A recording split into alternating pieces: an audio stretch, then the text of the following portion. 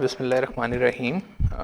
This is week 7, and today we shall continue learning about clustering, and then we shall be discussing Gaussian mixture model, and which is also a very key concept in learning about generative AI. So this week dedication is Mr. Gauss, because we shall be learning about Gaussian mixture model. So and he is the guy who basically discovered Gaussian distribution, and I tried finding out where he first time used the distribution, and interestingly I could find out a book which was originally written in German and then it was translated in English, and where he used this expression, which is the probability of an error delta in the observation is expressed as, and the error is delta, which is x minus mu, as we can see that here is. Let me just select a pen.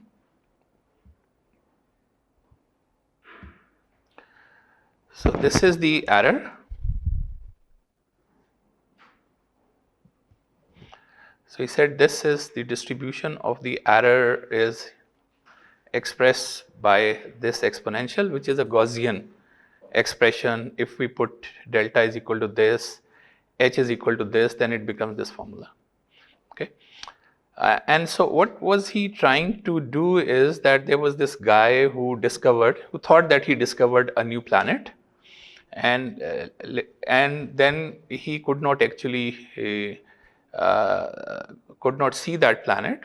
For 41 days he was just observing, and then the planet went in front of the sun, and then Gauss came to his rescue and he made all these approximations and estimation, then where should it appear again, and then he had this error model that it could, in the orbit it could only have this much error, so you could able to see it again within this much range, and that's how he came up with the Gaussian distribution. And he is a celebrity, as in Germany, on a 10D mark note featured Gauss and the Gaussian distribution both. So you can see Gaussian distribution as well along with Gauss, and it remained in circulation till Germany became part of the European Union and they replaced their currency with euro. So with this, let us quickly review what we did last time. We had few just amazing applications we did. Then we completed the DBSCAN tree classifier, also learned how to generate code for the DBSCAN tree, learned about Python, and started learning about clustering, which is unsupervised learning in machine learning context.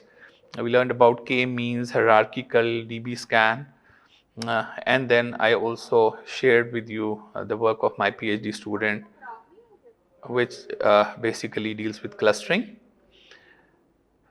And in this week, which is week 7, we shall just quickly review k-means clustering, hierarchical clustering, DBSCAN, because I want to take this discussion to GMM. GMM is more intricate to understand. So we will go learn about the GMM, and why it is more intricate, because you are making a model, not just doing clustering, not hard clustering, you are extracting a model from the data, and that also the model is a generative model, means that you can generate more data using the model that you have created, and this is the base of generative AI as well. So I'm going to spend a little bit more time making sure that we understand that how from the data we can extract a model. Okay, so that's the really very interesting part, that from the data we will see how we can extract a model, and maybe a little about Python, and then if we find time I'll discuss a project idea as well. So, and then perhaps cluster evaluation we will do next week. So let's very quickly go over on the same data set, just see that how the k-means clustering versus hierarchical clustering versus DBSCAN and versus GMM, they work. So k-mean clustering, as you remember, we know that you have this data, it may be a multi-dimensional data. And then you got to step one is you choose k initial centroids randomly. You can just start with 2, then 3, then 4, then 5, then 6, then 7, and then find out the optimal and go back and use that optimal to do the clustering. Okay, so you are just searching a right answer, and there is no right answer without actually experimenting, finding. Then only you find out this is the right answer, because you don't know the right answer, so you try everything out. Okay, so you say, let's say you already know the right answer, and the right answer is that you need to have 4 cluster head, and so randomly you are going to initialize 4 centroids. So these are the points, they are not part of the data, but these are the points. Randomly you say, okay, these are the 4 points. And the second step is that you assign points to nearest centroid. So every point you calculate its distance from all the centroids. So for example, this is the point, you find out its distance from this centroid, this centroid, this centroid, and this centroid. Okay, and find out which one is the minimum. So how do we find out the distance? Just the distance formula, right? We know the distance formula, which is x2 minus x1 square plus y2 minus this Euclidean distance. Mostly this is the distance we use. Okay, this is only if it is 2-dimensional. If it is 3-dimensional, then you need to have another term. 4-dimensional, you got to have another term. So this is the distance, because usually square root is an expensive operation and you are only checking which one is the maximum or the minimum. So you can calculate distance square, which is also fine. You don't need to actually calculate the distance because you're not going to use it anywhere. It's only that which one is the closest. So distance square is as good as the distance. So you can have the distance square where you are not taking the square root. And then you assign the point which is closest to that particular cluster. So I am using colors, so you color it red. Okay, so anything which is closer to red is colored red, anything which is closer to blue is colored blue, and anything which is colored closer to green is colored green, and similarly the gray. So you do this assignment and then you do all the assignments. Right? Usually if you can just want to have a decision space, so you can draw a line between 2 cluster and then draw a perpendicular. That will be a decision boundary. So you draw a line and then you draw a perpendicular line which will give you a decision boundary. So I have drawn these lines as well. Okay, so that will also give you an idea, but obviously in algorithm you cannot draw a line, you have to just do what I have done. So it's computationally bit intensive, because for every point you need to find out distance with every centroid, and then you basically assign them to that specific centroid. And then once you are done with this, now you have all the red points excluding the centroid. All the red points, find out the average. Okay, find out the mean of this. So add all the x coordinates and divide by total number of red points. Add all the y coordinates of the red points and divide by total number of the red points. That will give you the new centroid location. And similarly, you do the same thing with the blue points, gray points, and red and the green points. So once you do this, the centroid will move. Okay, as we see, centroids will move towards the densities. And once the centroids they have moved, now you repeat that step again. Now you again got to repeat that with all the now we can see that perhaps this point will go to the red, not to the blue, because blue is further away from that. So once you do the reassignment, so you do the reassignment and keep repeating step 2 and 3, 2 and 3, 2 and 3, 2 and 3 until your clusters are no more changing. So this is the k-means clustering algorithm, and this is some of the GIFs which I showed you. So in iteration perhaps 14 or 15, it will just get to this. So you are seeing that the centroids are moving. We see this is the centroid which is moving, this is the centroid which is moving, and this is, and then it gets to where the centroids are no more moving and you stop there. So this is about k-means clustering. And as I mentioned earlier, because you don't know the answer that how many clusters should be there, so you got to do an exhaustive search where you start with obviously one cluster, then two cluster, then three cluster, and find where this the knee or the elbow is. So wherever this knee is, you say this is, or the elbow is, you say these are the clusters. You go back and do the reassignment and cluster the data. So this is the k-mean. Hierarchical clustering, on the other hand, is simpler. That all you have to do is you consider every point is a cluster. As an algorithm, every point is a cluster, and then find out two closest clusters, which are the closest to each other. Like I have shown these in here are the closest, and you merge them into one. So you merge these two into one, and then again find the closest clusters. Let's say you have these the closest clusters, merge them into one, and now you again find the closest cluster and merge them into one. Then you find again and keep doing this until you are left with, let's say, 4, merge them into again 2, merge these two, and you have just one cluster. Okay. And this is again another animation which I showed you in the class.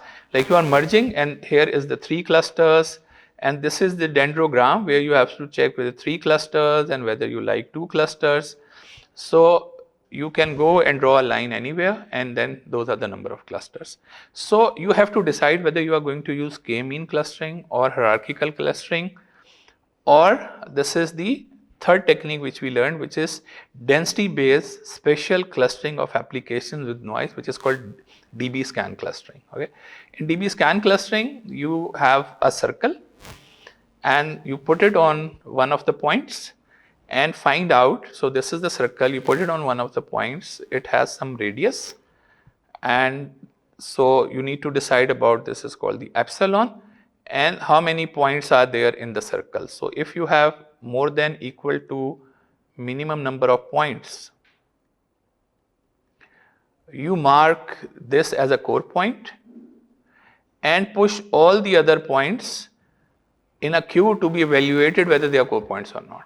Okay, say all are now potential candidate to be a core point.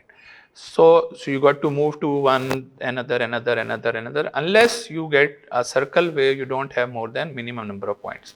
So all the points then in the circle will be the border points, okay, if they are not the core points. So this shows where you are moving from here to here to here to here to here to here, and all are the core points.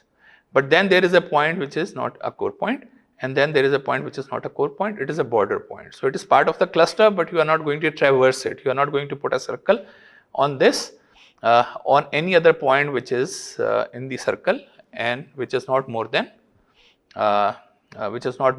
minimum number of points. So here epsilon is important. If there is a noisy point, you can remove that. So this clustering is good if there is noisy data, and because noisy data will harm the hierarchical clustering as well as k-mean clustering, because it will bias the centroids towards noise.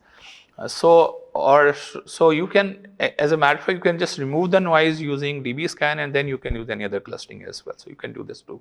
So this is the algorithm that you have an epsilon is important, minimum number of points you need to decide. Put a circle with radius epsilon on any point, count number of points in the circle, find out if they are more than or greater than equal to minimum points. If they are, that point is a core point. All the points are the candidate core points. You got to traverse them and just keep traversing them. And if they are less, then they are the border points. And if a point that is neither core nor a border point means, so core point is in the vicinity, a border point is in the vicinity of core point. Okay, that is a border point, that they are core, and then you find, oh, this is not core. Okay, once you go and evaluate it, it is not core, so you say this is a border point. So here is, so you keep moving, and this is one cluster. And similarly, this is noise, keep moving, this is one cluster. So you see that you have colored them differently, and these are the number of clusters. This is called DBSCAN. So if and now the parameters are important, that if you have a high value, of epsilon, you will merge majority of the data. If you say considering a bigger circle, and if you consider smaller circle, so there may be issues with small cluster appearing in your data. So you got to be here cautious about that what epsilon and minimum number of points you are going to take. So this is an animation which I showed you the other day as well, that it is, so all these are part of the cluster, and then this is a separate cluster, and so it's moving. This is a separate cluster, this is a separate cluster, rest all are the noisy points which can be removed. So here usually how should you decide about the minimum points? So there is just rule of thumb. So there is no logic behind it. Like people have tried that if you have d plus 1 anything greater than equal to the dimensionality of the data plus 1. So that should be fine. Or if it is noisy data, so you need to have 2D. So it's a bit a circle with greater radius. And epsilon is for epsilon that what should be the radius? You find out this is k plus 1 is the number of minimum points, and you find kth nearest neighbor of every point. What is meant by kth nearest neighbor? So you have here, so you have a point, and this is first nearest neighbor, this is second nearest neighbor, this is third nearest neighbor. Let's say you are searching for fourth nearest neighbor. So this is fourth nearest neighbor. Okay. So you record this distance. Now you move to this point and again find its fourth nearest neighbor. This is first nearest neighbor, this is second nearest neighbor, this is fourth nearest neighbor, a third nearest neighbor, and let's say this is fourth nearest neighbor. So you note this. So for every point you note the kth nearest neighbor and sort them in a list. Okay, sort them in a list. This is the minimum fourth nearest neighbor and higher values, and plot them. So these are the kth nearest neighbor. In this case it is fourth nearest neighbor, and wherever you find a ni, right, so you decide that this is the epsilon you are going to select. So epsilon is going to be 10. So based on this value you decide about the epsilon, which is in this case is about 10. So distance of 10.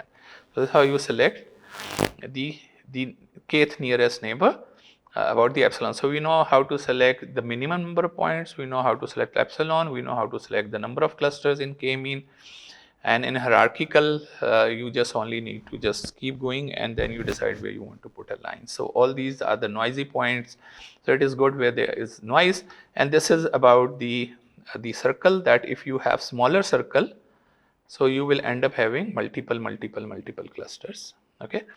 And if you have bigger, you may have just only one cluster. So you got to decide about hit and trial, see, and sometimes you cannot visualize. That's the problem. It is a multi-dimensional data you cannot visualize. So you got to have some other measures which we are going to learn today.